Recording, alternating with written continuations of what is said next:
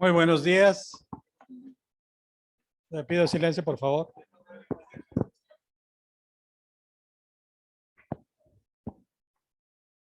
La depresión posparto es un trastorno mental que afecta a muchas mujeres después del parto. La depresión posparto es un trastorno que en México afecta a 1 de cada 7 madres y la prevalencia es de 15 al 30%. Según el jefe del Departamento de Psicología del Instituto Nacional de Perinatología, 1 de cada 10 mujeres mexicanas que tiene un parto sufre depresión durante el embarazo. Además, en México, 2 de cada 10 mujeres desarrollan depresión durante el embarazo y durante el transcurso del primer año tras el parto, y 75% de ellas no son diagnosticadas ni reciben el tratamiento ni la atención adecuada. En Estados Unidos, 1 de cada 8 nuevas madres sufren de depresión posparto y algunas investigaciones han dado a entender que la prevalencia llegó a ser de 1 de cada 3 durante los primeros días de la pandemia. En los últimos años, los problemas de salud mental se han convertido en una causa principal de mortalidad materna en Estados Unidos, sobre todo debido a suicidios y sobredosis de medicamentos. No obstante, aproximadamente la mitad de las mujeres que tienen problemas de salud mental tras el embarazo no reciben ningún tratamiento. Entre los obstáculos que les impiden recibir atención se encuentran el desconocimiento de los síntomas, tal vez por parte de nosotros, y los tratamientos y la imposibilidad de acceder a los recursos, y además son estigmatizadas. Muchas mujeres experimentan cambios de humor en los días y semanas posteriores al parto debido a cambios hormonales drásticos. Los síntomas, que en ocasiones reciben el nombre de baby blues en inglés, incluyen sentimientos de tristeza, de ansiedad, llanto, agobio, que suelen remitir en 1 semana o 2, cuando bien les va. Es por ello que, teniendo en cuenta este problema en este hospital, que la mayor parte de lo que se atiende es pues partos, nos hemos permitido invitar al doctor Jaime Miguel Monter de Argüello, quien es médico egresado de la Universidad de Michoacán de San Nicolás de Hidalgo, psiquiatra por la Universidad Autónoma de San Luis Potosí y actualmente estudiante de leyes de la Facultad de Derecho de la Universidad Michoacana, distinguido profesional, de que hoy tenemos el honor que nos acompañe. Doctor, no me quiero extender más, le dejo el tema a sus órdenes. Buen día, muchas gracias. Pues ya no las preguntas del tema ya lo dio el doctor. Muy bien, muchas gracias. Aquí abajo.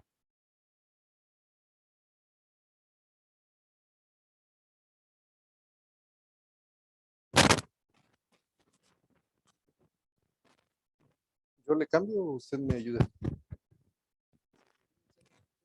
Viendo yo con el señalador que tengo acá. No, pues ayúdame, digo, y me ayudas. Yo señalo con este. Buen día.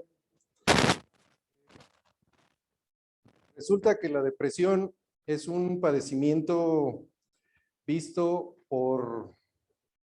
desde los primeros médicos que hubo en el mundo, los griegos, los árabes, los romanos, ya observaban y le dieron una clasificación de humores a la depresión. La gente de repente presentaba un estado de ánimo bajo, falta de empatía, de falta de relacionarse adecuadamente, llorar, dentro de la clásica que conocemos, la depresión húmeda.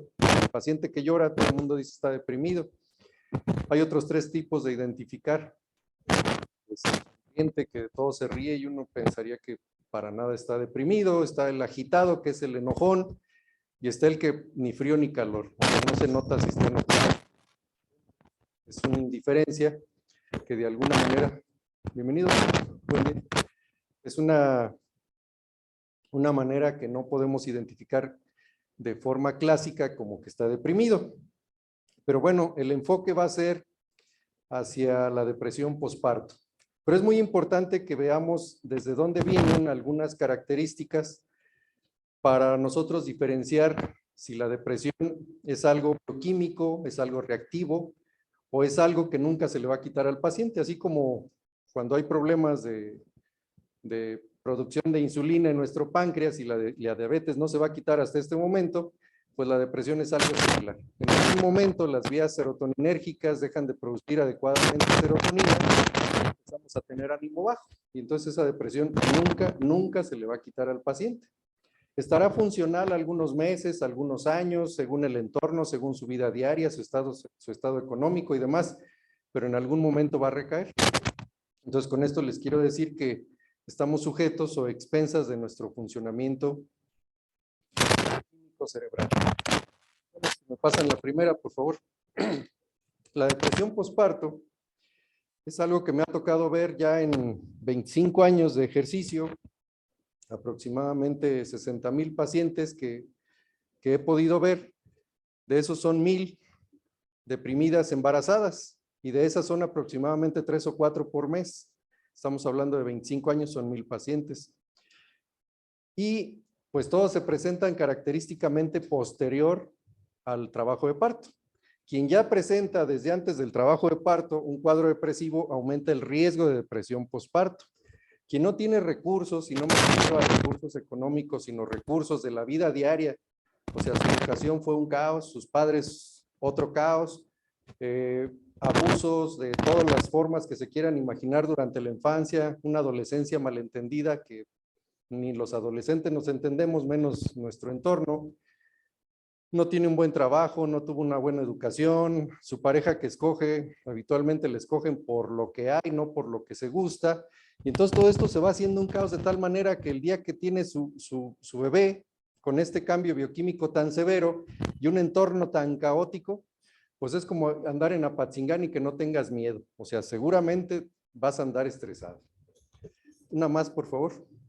Entonces, pues así como ya lo dijo el doctor, es un trastorno del estado del ánimo o depresión que se presenta en las madres después del nacimiento del bebé. Entonces es exclusivo de las madres la depresión posparto. Una más. Una más. La OMS recomienda la integración de programas. O sea, que no es una cuestión nada más ha sido como que, pues vamos a esperar que el parto y todo se dé bien, sino que estar muy al pendiente de esa paciente y que no vaya a dejar pasar los síntomas, que sean conocidos por la paciente. Porque me dice, mire, si tiene anedonia, si se siente con dificultad para dormir, se siente estresada y demás, regresa. No sabe ni qué le estamos diciendo. Una más, por favor. Una más. Entonces, el trastorno depresivo mayor tiene una prevalencia estimada del casi el 8% en la población mundial. Los episodios depresivos mayores son más frecuentes en mujeres adultas y la prevalencia es del 9.6%. Esta diferencia en la prevalencia entre mujeres y hombres puede atribuirse no solo a factores de riesgo ambientales y sociales, sino los exclusivamente biológicos. Un hombre no va a tener tensión premenstrual. O si lo tiene, pues es un problemón. Una más, por favor. El mecanismo, bueno, pues desde la adenohipófisis que se libera ACTH y llega a actuar a las suprarrenales y se produce cortisol, pues va siendo un factor estresante. Imagínense qué mujer embarazada, que no tiene una pareja estable, que tiene una condición socioeconómica conflictuada, que en su entorno social todavía, aunque está prohibido quitarle el trabajo a una mujer embarazada, se sigue haciendo. De hecho, prohibido está que te hagan una prueba de embarazo y te la siguen pidiendo en lo oscurito, pero te la piden. Entonces, imagínense ese ambiente al que ya está sometida, pues ya tiene un factor de estrés, un proceso inflamatorio, porque el estrés es un proceso inflamatorio, igual que la depresión, pues está condicionando que a la hora de tener a su bebé tenga un problemón. Una más, por favor. Una disculpa, está muy chiquita la letra. Son los criterios del DSM-5 que dice que se deben de tener ciertos criterios y los estados de ánimo deprimido la mayor parte del día, casi todos los días. Un día la persona tenga un ánimo más o menos no significa que está funcional, tiene que ser funcional consuetudinariamente. pérdida del interés o placer en casi todas las actividades, lo que antes le gustaba ahora no. De hecho, toda esa ilusión de tener a su bebé y vestirlo de amarillo, de azul o de rosa, de lo que sea, pues se pierde ese interés. Vamos a tener insomnio, hipersomnia, la paciente se duerme o tiene invertido el ciclo de sueño, de noche no duerme porque el bebé no la deja, y de día se cae de sueño, que tampoco la deja dormir. Agitación o enlentecimiento psicomotor, o está irritable o está muy lenta. Sentimientos de inutilidad, disminución de la capacidad para pensar, el tiempo está lento, si ustedes le preguntan algo y no sabe qué responder. Pensamientos recurrentes de muerte, ¿para qué sirvo? No estoy aquí bien, no vaya a ser que no sea buena madre y demás. Pero además, independientemente de todos estos, tenemos un componente psicodinámico muy importante. Muchas de las señoras que me ha tocado revisar tienen la sensación de que, ¿y si mato a mi bebé? Es una cuestión terrible. ¿Por qué? Porque pues, se supone que lo que más quieres es cómo le vas a hacer daño. Entonces te entras en una angustia terrible. Y en esta angustia está que si lo ahogan cuando lo están bañando, o que si el agua está muy caliente, o que si al estarle dando de comer no saben que el niño deba de comer o no y se le vaya a pasar algo, broncoaspirar y demás. Es una angustia terrible porque además nadie las ha enseñado a ser madres. Síntomas. Esto es muy importante que nosotros nos abramos a un lenguaje a los pacientes y explicarles que estén tranquilos, se siente triste, desesperanzada, que si llora mucho, que si tiene pensamientos sobre hacerse daño, o sea, ser muy claros en la explicación de los síntomas que ella debe de identificar. ¿No? Que si puede concentrarse, problemas para recordar, sentirse culpable, que están ahí. ¿Qué más? ¿Qué tiene que ver la personalidad con la depresión posparto? Tenemos 13 tipos de personalidades, ¿sí? Dentro de esos 13 tipos están los funcionales y los disfuncionales, ya de nacimiento. Tú traes el 75% de tu personalidad al momento de nacer. El 5% lo forman tus padres, tu entorno social, y el otro 5% es el único que uno puede poner para mejorar esa personalidad. De tal manera que no podemos hacer nada, es como el color de los ojos, si ya son cafés, van a ser cafés toda tu vida, aunque te pongas pupilentes. Entonces, esos tipos de personalidades ya son disfuncionales a la hora de hacer cualquier cosa. Tú los metes a trabajar a un lugar y se van a quejar de todo. Tú los metes a estudiar y se van a quejar de todo. Tú los pones en un matrimonio y se van a quejar de todo. Para empezar, no sé cómo pudieron casarse, pero se casan y pues son disfuncionales. ¿Sí? Son el inmaduro y el orgánico. Ejemplos, Bad Bunny, y otros, ¿no? Una más. No, Bad Bunny es listo. Bad Bunny es listo. Sabe quedarnos igual que Marilyn Manson. Una más. Los trastornos de ansiedad, por supuesto que son un contribuyente para que la persona tenga más riesgo de sentirse mal durante el embarazo y durante el nacimiento de su bebé y el desarrollo de su bebé. Entonces, una persona ansiosa, pues por supuesto que tiene más cortisol en su cuerpo. Está más disfuncional, todo le va a molestar, todo se va a sentir mal, todo se va a complicar. De hecho, hay padecimientos que alteran la inmunidad y a la hora de tener a su primer bebé se asocian con problemas de artritis, por ejemplo, posparto, que uno dice, ¿qué tiene que ver? Bueno, pues inmunológicamente hay alteraciones y eso nos da la consecuencia de tener un problema. Una más. ¿Qué tienen que ver los neuroesteroides? Y es aquí donde quiero yo, pues, dejar el tema a investigar porque es algo que se está apenas usando. Y los neuroesteroides no son otra cosa que las hormonas, ¿sí? Las hormonas que tienen que ver que al momento del nacer el niño hay esa supresión de hormonas y consecuentemente, pues entonces vamos a tener un estado de ánimo bajo. ¿Por qué? Porque estas neuroesteroides interactúan con el glutamato, que es excitador, el GABA, que es inhibidor, y consecuentemente, pues esto altera la entrada de iones de cloro a la membrana y consecuentemente hay un estado de ánimo bajo, así de sencillo. Entonces, son conocidos como esteroides neuroactivos, son una clase de neuromoduladores endógenos que influyen en los procesos cerebrales de manera fundamental que afectan el estado del ánimo. Pero no podemos llegar y decir, pues póngale neuroesteroides al paciente. Así como no podemos agarrar al adulto mayor setentón nosotros. Y decir, pues vamos a meterle testosterona, ¿no? Se va a ver la masa muscular y va a tener mejor ánimo y va a bajar de peso y va a tener energía y la intimidad, la relación, pues va a mejorar. No podemos hacer nada más eso así, que además es muy caro. Estos se producen de forma natural en el sistema nervioso central a partir del colesterol. O sea, esa hormona que tanto nos ha dado lata el colesterol en algún momento, pues empieza a no utilizar si se sube. Pero aquí es el precursor de estos neuroesteroides. Una más, por favor. Una más. Algunos ejemplos de neuroesteroides incluyen la alopregnanolona, que es un metabolito de la progesterona, la hidroepiandrosterona, está difícil decirlos, de hidroepiandrosterona, que es un precursor de los andrógenos, y el androtenediol, que es un metabolito de la progesterona y tiene propiedades neuroprotectoras y ansiolíticas. Una más, por favor. Una foto cuando estaba más joven yo, una más. Los neuroesteroides han sido objeto de investigación en la relación con la depresión postparto debido a su papel en la regulación del estado del ánimo y el estrés. Durante el embarazo, los niveles de estos neuroesteroides aumentan significativamente debido a la producción placentaria de progesterona. Sin embargo, después del parto, estos niveles disminuyen rápidamente, lo que puede contribuir a la aparición de depresión postparto. Una más, por favor. Una más. Otra vez una disculpa. ¿Qué tienen que ver estos neuroesteroides? Bueno, pues va a relajar a la paciente. Cuando la alopregnanolona se une a receptores GABA, actúa como un modulador alostérico positivo. Esto significa que potencia la acción del neurotransmisor GABA y en este receptor, pues habitualmente es relajante, no hay ansiedad. El aumento y la inhibición inmediata por el receptor GABA gracias a la presencia de la alopregnanolona tiene varios efectos en el cerebro. Algunos de estos son efecto ansiolítico, efecto sedante y efecto antidepresivo. Una más.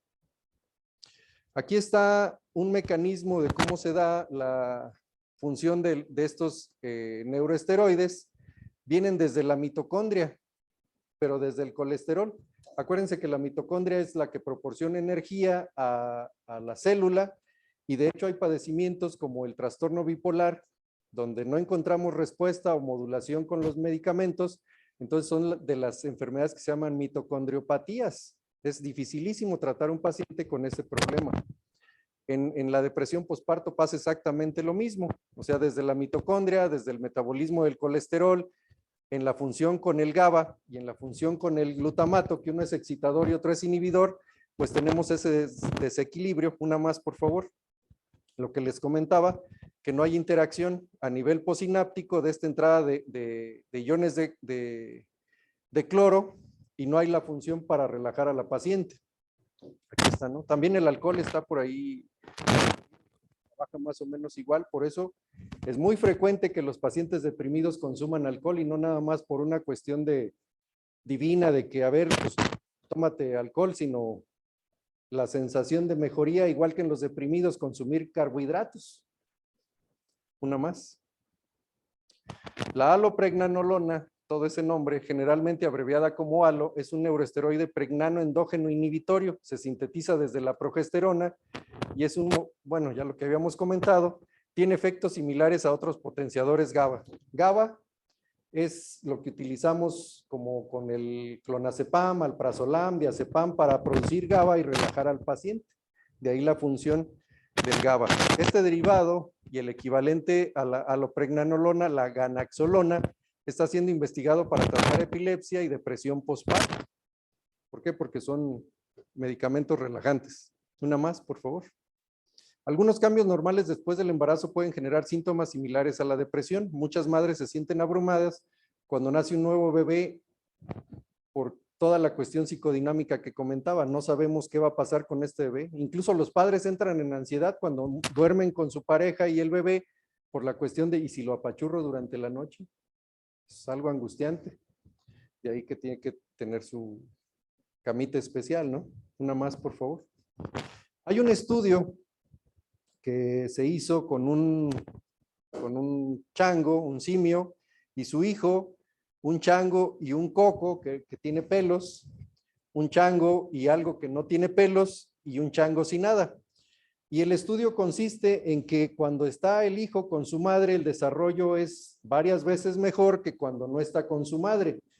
Este ejemplo es para demostrar que una madre presente durante el posparto le da un porcentaje de ventaja en su evolución cerebral al niño que no estando. ¿Y esto qué quiere decir? Que una madre deprimida no está con su bebé.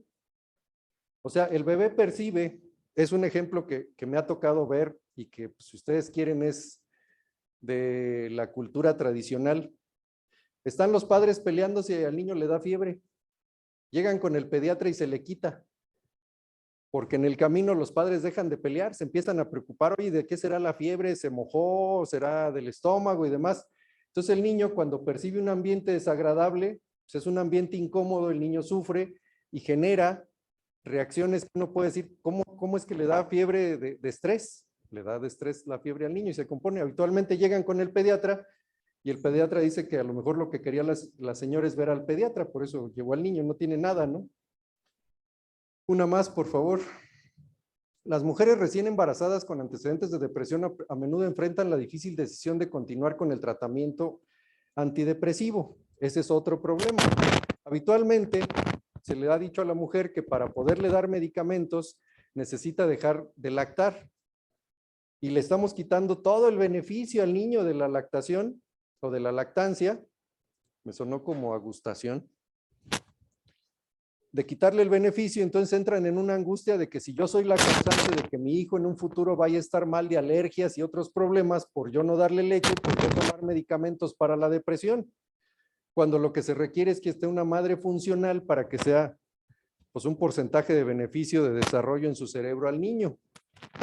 Entonces, en un estudio donde se encontró que el 68% de las mujeres embarazadas que interrumpieron el tratamiento antidepresivo experimentaron recaída, o sea, van a recaer y consecuentemente el niño no tuvo una madre al nacer, a la recaída tampoco va a tener esa madre y todas las etapas del niño son muy importantes. Habitualmente se criticaba mucho a Freud por la fase anal y mordente y oral y retentiva pero tiene mucho que ver, o sea, son etapas del neurodesarrollo que en esta cuestión donde el niño se atore es donde va a tener conflictos en la vida adulta. Para ello nada más les puedo comentar que el niño que tiene una madre prejuiciosa y a la hora de hacerle el aseo genital al niño, el niño en el futuro padece de eyaculación precoz. Nada más por esa interacción. Entonces, pues tiene mucho que ver, ¿no? Una más, por favor. Una más. ¿Qué les quiero decir con esto del tratamiento antes de entrar a lo que dice la OMS? Que este miedo que tenemos a dar medicamentos antidepresivos, por supuesto que hay que utilizar los más conocidos. Los más conocidos son los que más problemas han dado, pero es porque se han estudiado más. Un medicamento que no se ha estudiado, pues no se conoce qué problemas, para empezar no se usa, pero además no se ha estudiado. Por ejemplo, la fluoxetina tiene más de 30 años. Se ha estudiado mucho y se ha visto que el beneficio comparado con el riesgo pues es mucho menor. ¿Esto qué quiere decir? Que en la legislación un bien jurídico tutelado es el que se le debe de dar prioridad. ¿Y esto qué quiere decir? Que el binomio está primero la madre antes que el hijo. Pero al estar los dos son importantes. Entonces está primero que yo le dé un tratamiento independientemente de lo que pueda pasar entre los dos. Porque lo que estoy tutelando es la vida. Una madre deprimida puede ser que el niño se muera. Una madre embarazada que no tome tratamiento, que esté deprimida y que de repente piense en suicidarse y se suicida, pues está primero la madre. Entonces no importa, hay que considerar todos los riesgos, pero no importa que se le dé tratamiento a la mamá, porque lo que estamos tutelando es la vida de la mamá. Y que el producto sea viable a lo mejor en todo lo que podemos estudiar con su ultrasonido y latido cardíaco y demás, pero no ha nacido. Entonces está primero la mamá, entonces la justificación de ese bien jurídico es darle tratamiento. La Organización Mundial de la Salud estima que aproximadamente, pues ha de ser un montón, no lo veo, experimentan depresión por posparto en todo el mundo. Ya lo decía el doctor, 1 de cada 10 pero ese es corto porque esa es la estadística. Habitualmente son 3 de cada 10.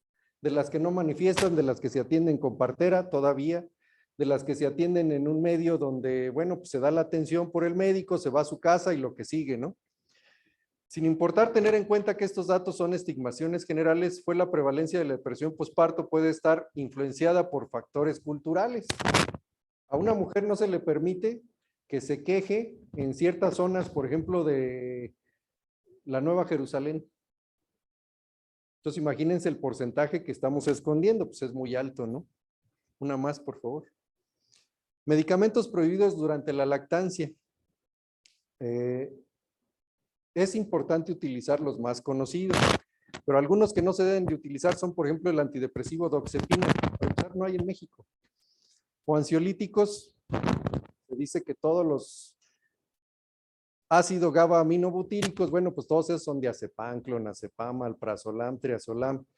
No se deben de usar, pero no se deben de usar en dosis subterapéuticas. Habitualmente nosotros queremos recetar un ansiolítico y le damos al paciente que lo chupe 3 veces al día la pastilla. O sea, es subterapéutico, pues. ¿Qué tenemos que utilizar? El medicamento que se requiera en la dosis que se requiera. Habitualmente nosotros decimos, bueno, pues si le tocan 0.25 miligramos de alprazolam, le voy a dar un cuartito. No funciona. El paciente va a requerir cada rato y entonces, en vez de servir, estamos haciendo una tolerancia del paciente, abstinencia, y entonces, consecuentemente, eso es más malo que dar la dosis que corresponde, la dosis umbral, la dosis que funcione. ¿Cuál tenemos que usar? Pues los de vida media corta o los de vida media intermedia que se eliminen rápido, que los metabolitos no estén circulando tanto tiempo en el cuerpo. Sí va a pasar en la leche materna, pero tenemos que pedirle que observe al niño, que despierte, que coma, que siga con movimientos, que sus funciones básicas, pipí, popó, las esté realizando adecuadamente para llevar el seguimiento del niño. Si el niño se empieza a sedar, pues por supuesto que está haciéndole daño el medicamento. Y todos los demás que ustedes ya saben que se pueden utilizar. ¿Qué antibióticos, qué antivirales, que están prohibidos los antivirales? Algunos antiparkinsónicos, pero habitualmente si damos bromocriptina, pues le vamos a cortar el periodo de lactancia, ¿no? El Parlodel, por ejemplo, una más. Y bueno, pues solo el médico que no ha atendido un paciente deprimido o una paciente embarazada, pues no ha tenido problemas, como dicen todos los motociclistas se caen, solo los que no andan en moto no se caen, pero pues todos los médicos vamos a tener ese riesgo. Para ese riesgo tenemos que cuidar la mayoría del porcentaje de seguridad al paciente. Entonces, para dar lo más apropiado. Una más, por favor. Medicamentos que pueden usarse durante la lactancia. Antidepresivos, yo sugiero más la fluoxetina que la sertralina. Ambos son muy conocidos, ambos son muy buenos, pero habitualmente la sertralina se asocia a crisis hipertensivas. Si ya tuvo un problema de preeclampsia la paciente, pues hay que considerar no darle ese riesgo posparto. Anticonvulsivos, antitérmicos, bueno, esos ya ustedes los conocen. De los antipsicóticos, quetiapina y olanzapina, el problema es que la olanzapina hace crisis hiperglicémicas, entonces vamos a tener riesgo en la mamá de generarle aumento de la glucosa circulante. Una más, por favor. Cuando hagan algo, háganlo bien, no nada más que funcione. Una más. Debido a que las mujeres embarazadas y lactantes no participan en ensayos clínicos previos a la comercialización de productos, no se tiene mucho estudio sobre ellos. Aunque hay ratitas embarazadas y se pueden utilizar como modelos de investigación, es intocable una madre, entonces utilizar medicamentos en este periodo, pues nos ha hecho que no se tenga mucha experiencia durante esta etapa. Una más. Esta es una familia que aparentemente está funcional, pero si ustedes se dan cuenta en nuestro entorno, el papá durante el posparto se despega de la mamá lo más posible. No sé si por cuestiones de que la oxitocina que ya no hay o no sé, pero es una cuestión donde el papá está distante y esos son trabajos de mujer y pues te toca cuidarlo a ti, entonces se queda sola. Y entonces habitualmente la nuera, muy amorosa, muy querendona de la esposa de su hijo, pues habitualmente le dice, eres mujer, quisiste, te toca. Y la experiencia que le da, pues son puros regaños. No sabes ser mujer, no sabes ser madre, ¿para qué te metiste con mi lindo y precioso hijo y demás? Y entonces ese entorno caótico, pues va generando una disfunción. O sea que lo psicodinámico se agrega a lo bioquímico y tenemos una bomba. Una más, por favor. Normas básicas para la prevención del estrés. El funcionamiento básico de 7 cosas: comer bien, dormir bien, divertirse, cultivarse, ejercicio, buenas relaciones interpersonales y amar o amarse. Ahí están otras, ¿no? Una más, por favor. Una más.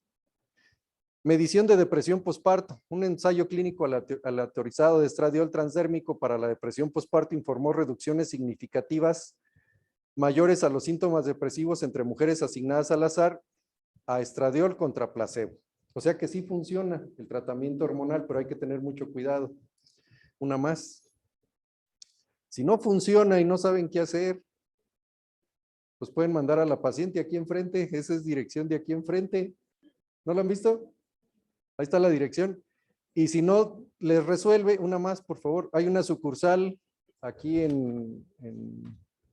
enfrente de Sears. Ahorita les paso la dirección. La consulta vale 7,000 pesos la primera vez. Es en serio. Y el trabajo que les dan en una cajita vale 35,000 pesos. Y los paga la gente. Ok, la brexanolona, que actúa como modulador alostérico positivo del receptor GABA, produjo una reducción estadísticamente significativa y robusta de 12,2 puntos, mayor a las puntuaciones de la escala de Hamilton. La escala de Hamilton hay 2, una para depresión y otra para ansiedad. Nada más que es muy caro el medicamento. Hay que hospitalizar a la paciente por lo menos 72 horas en un medio de terapia intermedia, porque no es una cuestión nada más de observar, o sea, la paciente puede presentar complicaciones. Una más. Ahí está la otra sucursal. Una más. Riesgo de uso de antidepresivos antes del parto. Hay antidepresivos que nos pueden dar hipertensión, antidepresivos y parto prematuro, antidepresivos y bajo peso del producto al nacer, antidepresivos y síndrome transitorio de sufrimiento neonatal, antidepresivos y trastorno del espectro autista. Antes de seguir, les quiero comentar que de todas maneras se van a encontrar. ¿Por qué? Porque son como irnos hacia atrás retrospectivamente y preguntar, ¿alguna vez le dieron alguna benzodiazepina y ahora el paciente tiene demencia? Es por la benzodiazepina. Es como preguntar, ¿todos los niños se cayeron alguna vez en su infancia? De 15 centímetros, de 1 metro, de 2 metros, y seguimos muchos. Bueno, ahí andamos, ¿no? Entonces, son datos o estudios que retrospectivamente nos van a dar hallazgos que no se correlacionan directamente, pero no los podemos quitar. Es como cuando dicen en un estudio de un medicamento que da dolor en el cabello número 100,000 del área occipital en las personas morenitas.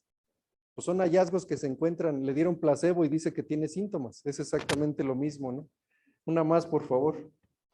Porcentaje de riesgo de evento depresivo posparto. Una mujer embarazada con depresión, a la hora de tener su bebé, va a tener un 25% de riesgo de que haya depresión. Pero si en el segundo embarazo nosotros no consideramos eso, va a tener un 50% de riesgo de depresión posparto. Y en el tercer embarazo es 75 o casi 100%. Entonces nosotros tenemos que preventivamente dar un medicamento antidepresivo si ya sabemos que es el segundo o tercer embarazo de esta persona, porque va a ser depresión posparto. ¿Sí? Una más. ¿Alguna bibliografía consultada para la revisión del tema?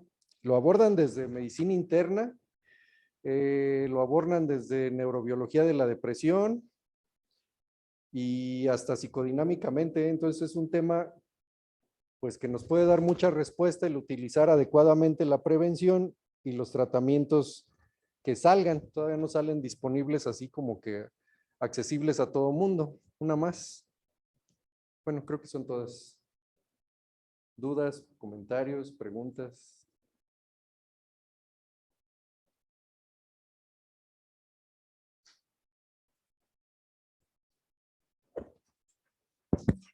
Muchas gracias.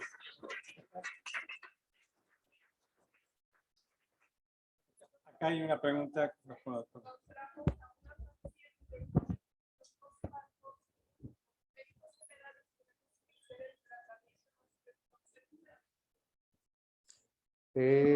Sí, perdóneme.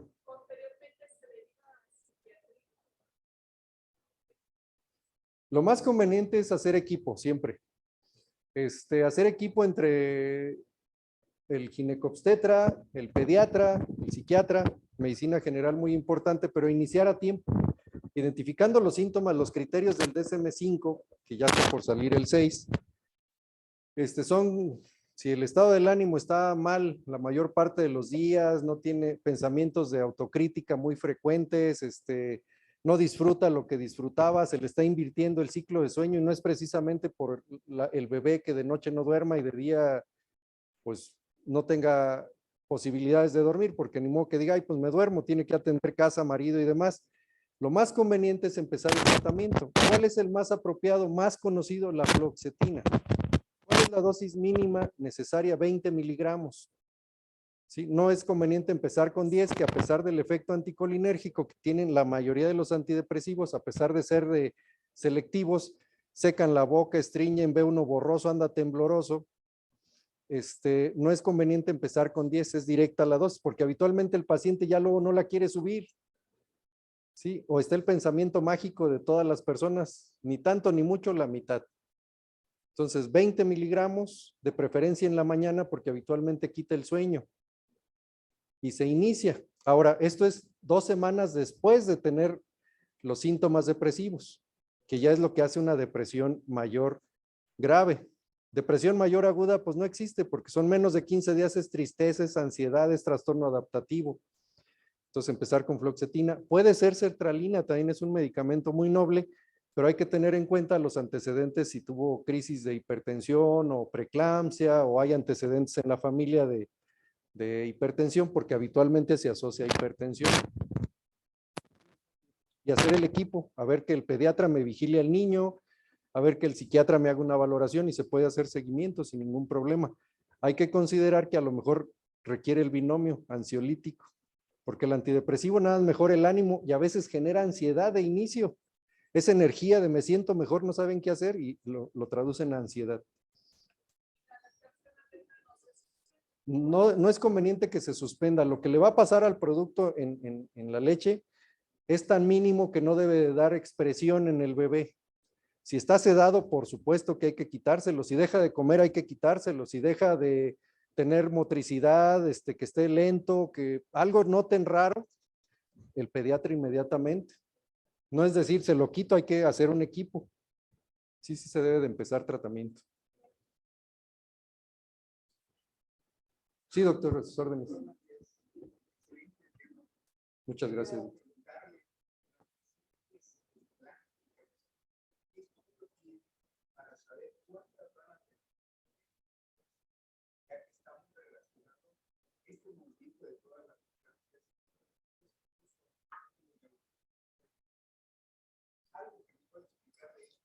Sí, hay un estudio viejito, y viejito estoy hablando del 2010, no tengo algo nuevo de que haya sabido, el 75% de las preeclámpticas hacen depresión. 75.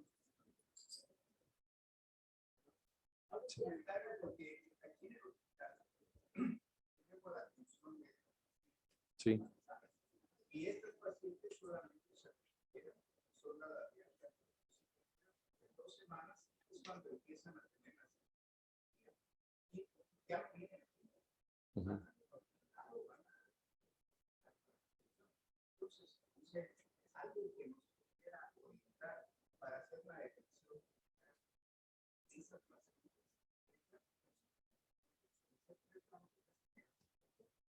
O esperar hasta que aparezca. Tenemos la escala de Hamilton. La escala de Hamilton es utilizable por todos, no es exclusiva de psiquiatría. Tenemos una para ansiedad y otra de depresión. Nosotros en nuestro control, sabiendo que el 75% de la post de preeclampsia hacen depresión, les podemos ir haciendo un seguimiento. Cada que ustedes le den cita o pasar en el expediente, pues ahí se va a quedar. Con quien vaya después, con su pediatra y demás, ir el seguimiento. Si escala de Hamilton va aumentando puntos, ¿sabes qué? Ya hay riesgo de depresión. Bajando puntos, esta paciente está estable. Habitualmente la estabilidad se da en base al contexto del entorno.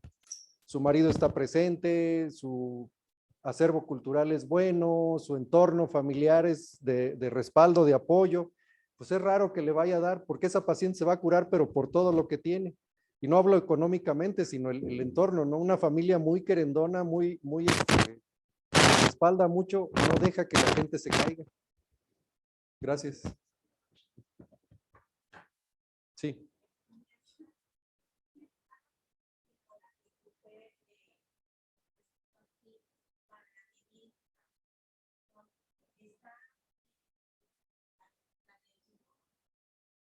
¿La de Edimburgo?